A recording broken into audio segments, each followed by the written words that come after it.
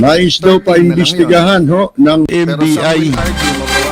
Itong Philippine Southeast Asian Games Organizing Committee o ugok este PISGO So all of these issues are na pinunuan nitong si Alan Peter Cayetano. Wala na akong choice. Kaya pala gumawa ng kaldero yan. Gagawin ko yung dapat kong gawin. Kasi mahilig sila sumandok. Si President Marcos ang ini-impeach. Sumasandok ng pondo. Eh mantakin ninyo 50 milyon. Ilalabang ko rin. Kaldero. Mr. President, Lintik ano po? Kaldero. 50 milyon. Pagkatapos, yan po mga kaibigan. Yung mga pinagkagawa nila riyan, hindi dumaan sa procurement. O hindi ano ho, hindi walang bidding yung proseso sa batas na procurement law. Shit! But for the record, Mr. President, go ahead and investigate. First of all, that's been investigated many, many times. COA, I'm not sure. I think the Office of the Ombudsman, ang nag-file pa ata, Chief of Staff mo eh. Senator Rob, I'm not sure but parang may kaso na nun. Senator Drilon quizzed us here. I was Speaker of the House but I chose to appear before the Senate to be able to answer all of those questions directly. The SEA Games, paulit-ulit yan. Biktima na ng speakership ng 2019 yan. Nahuli namin yung PR na sinabi kikiam. Pero hindi naman yun ang talagang inireklamo ng mga atleta. Ang talagang inireklamo nila, bakit daw yung kikiam ni Cayetano kulubot?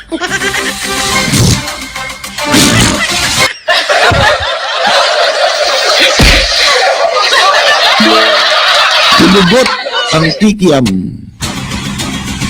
Bakit nga ba? Hindi ba kuluntoy? Ito mga kaibigan, yung kaldero ni Alan Peter Cayetanong ipinagmamalaki. Na issue, ano raw ito gawa raw ng isang, ng kung sin, yung national artist yata may gawa nito Manyosa. Mga kaibigan, o renowned architect, o designer, art. Mga kaibigan, art daw yan. Nakapagtataka ho 50 million yun lang. Mga kaibigan, ba't inabot ng 50 million? Linti ko makapagsalita ng corruption itong si Cayetano laban sa ibang tao, di ba? Lalo na kay Bongbong Marcos noon. Tsaka sa iba. Parang bawal ang corruption sa kanya mga kaibigan pero masama lang pala lumalabas yung corruption pag iba gagawa. Hindi ba? Yun yung sinasabi natin Huwag niyong gawing yung masama, yung pagnanakaw, masama lang kapag iba ang gagawa. Katulad yung nakaraang administrasyon. Ganon din yun mga kaibigan ang mga pagbabalat kayo ng mga taong yan, yung mga pagpapanggap na malinis, yan yung sinasabi nila, magnanakaw si ganito. Sa inyo ba wala nagnakaw? Yun ang masama yung pagnanakaw ibinibintang nyo sa iba dahil masama lang pag sila gagawa. Pag kayo gagawa, hindi masama. Mahilig to si Cayetano magmalinis magaling at nagsisi-sermon. Ang tanong kailan kaya niya titigil yan? Yung pagtatanghal sa sarili niya na magaling siya. Ito tuwing tatakbo to, si Alan Peter Cayetano, laging may protesta ito. Sa citizenship niya, malalaman ba nating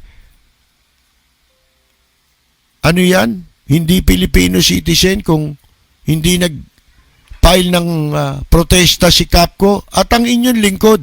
Nag-file din ako. Yan na-televise yan. At nalagay sa periodiko yan. Ngayon, eto, mga kaibigan, Noong 2019 election. O di ba, dalawa silang mag-asawa na nakaupo sa Kongreso.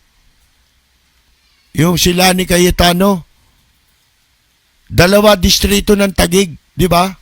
Ngayon, bago ang eleksyon, kinwestiyon din si Cayetano. Alam nyo ito eh.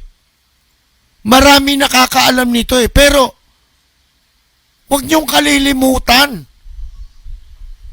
Kaya, yung iba, minsan nasasabi nila, may pagkakataon, paulit-ulit itong si Lapid Fire eh. Talagang dapat ulitin.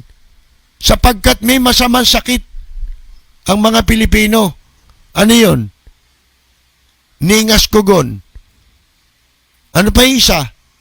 Maigsi ang pantanda. Dahil madaling makalimot. O, mga kaibigan, kinasuhan din ito. Pinrotesta rin ito. Sipin nyo, mag-asawa sila, tumatakbo sila sa dalawang distrito ng Taguig. Ha? Alam nyo kung ano, dito malalaman ninyo, wala pa itong pandemic. Ang founder pala ng social distancing, si Cayetano. Ha? Alam nyo kung bakit? Para sila makatakbo ng sabay na mag-asawa, gumamit sila na magkahiwalay na address. Yung isa, District 1. Yung isa, 2nd District. Ha? Kaya, kinwestiyon ngayon sila sa Comelec. Ha? May nagprotesta ngayon. Ang sabi, disqualified silang makatakbo. Sapagkat, mag-asawa sila eh. Gumagamit sila ng magkahiwalay na address nila. Oh, purposely, maliwanag yun ha. Ang purpose i-deceive. Lokohin. Hindi lamang ang mga botante, kung hindi ang batas natin.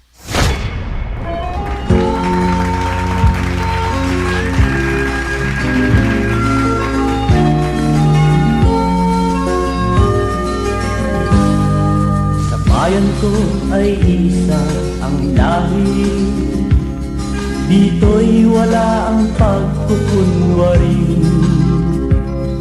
Hindi padadaig, sadyang kilala sa daigdig, may pagkakaisa sa bawat nais.